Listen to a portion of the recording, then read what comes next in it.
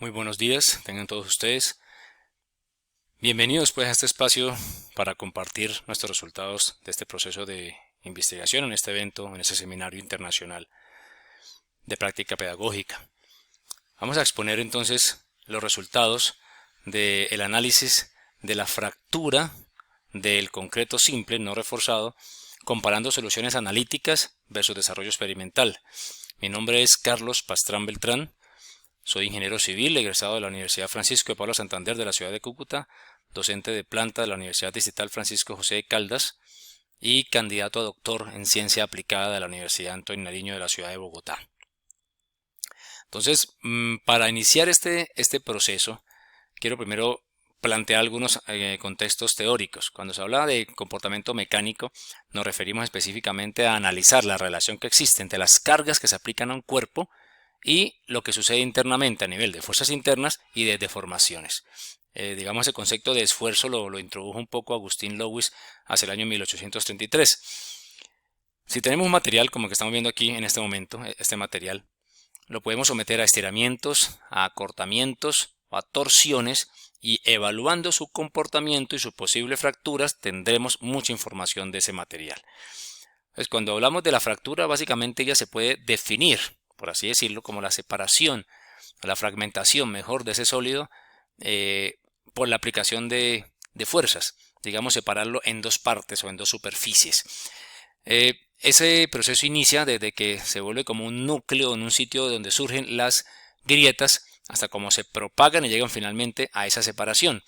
Si esa separación produce mucha deformación plástica, estamos hablando de deformaciones dúctiles. Si produce poca o casi nula deformación plástica, estamos hablando de deformaciones frágiles, como en el caso del concreto en particular.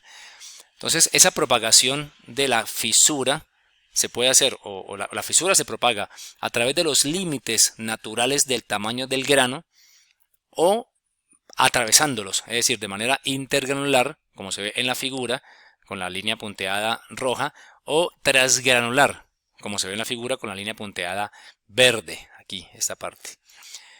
El mecanismo, digamos, que gobierna normalmente, el determinante a veces de los materiales frágiles en fractura, es ese mecanismo, esa falla en clivaje o de exfoliación, ¿sí? O de, digamos, de separación de planos. Básicamente es eso, la separación de planos producto de la ruptura de los eslabones atómicos. Eso es lo que está pasando en materiales frágiles. Entonces, pues básicamente lo que nos debemos preguntar cuando hacemos diseños de estructuras es ¿cuál es el valor del esfuerzo o de la fuerza, si quieren, de tracción que me lleva a la fractura? ¿Cuál es el valor que causa esa fractura? ¿Cuál es el tamaño de esa fractura después de la carga aplicada? ¿Y cuánto tiempo dura en crecer esa fractura hasta llegar a la falla, al colapso total? Pues bien, hay dos formas: hacer una evaluación experimental en laboratorio con materiales, o bien hacer simulaciones o análisis matemático, ¿sí? Soluciones analíticas para predecir ese comportamiento.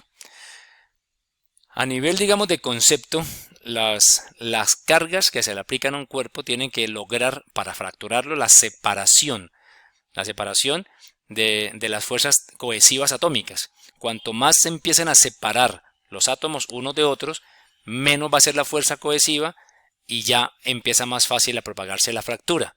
Entonces, como ven en la gráfica, si hacemos una gráfica en función de la separación de los átomos, entonces aparece un pico que es como el esfuerzo máximo a nivel de fuerza interna que romperá esa fuerza cohesiva.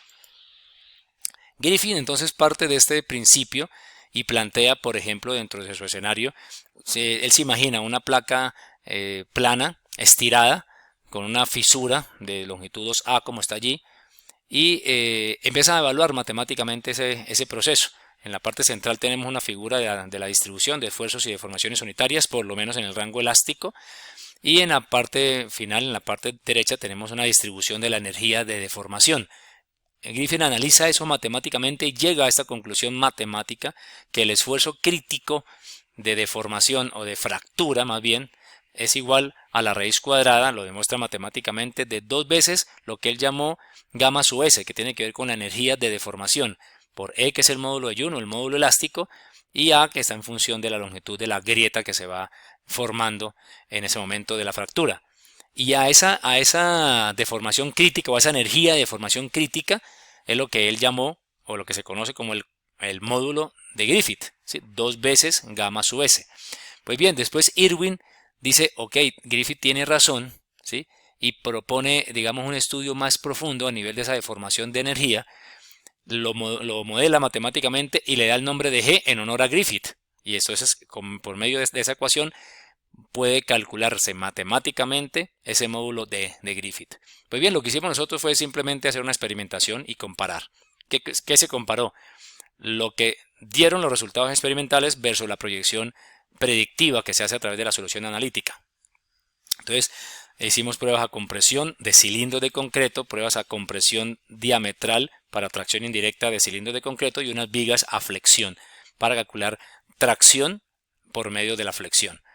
¿Cómo se hizo? Pues haciendo unos diseños de mezcla con base en la CI 211 y la RNL, que tiene que ver con ajustes granulométricos, y se hicieron unas mezclas a 36 o con una resistencia especificada de 36, 34,5, 30 y 21 megapascales, con unas relaciones agua-cementante de 0,36, 0,40, 0,45 y 0,48 respectivamente, pues con cada una de las resistencias. Y se hicieron cilindros y vigas para poderlas ensayar. Obtuvimos estos resultados. Esos resultados tienen que ver con el aspecto experimental. En esta parte que ustedes ven aquí, en esta parte, nos referimos a la fuerza de compresión. Los segundos resultados son las pruebas de tracción indirecta a través de compresión diametral y los últimos son las pruebas de tracción con base en ensayos de flexión. Y en promedio, pues nos botó esos resultados. ¿Okay? Con base en esos resultados promedios podemos ya empezar a relacionar experimentalmente compresiones con esfuerzos de tracción.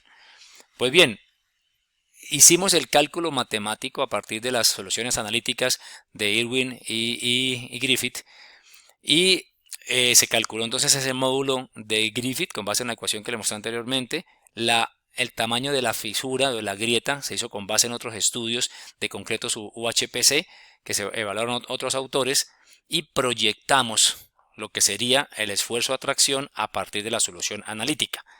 Y como ustedes pueden ver allí, más claro se ve en esta curva, la curva de arriba, esta curva que está aquí, ¿sí?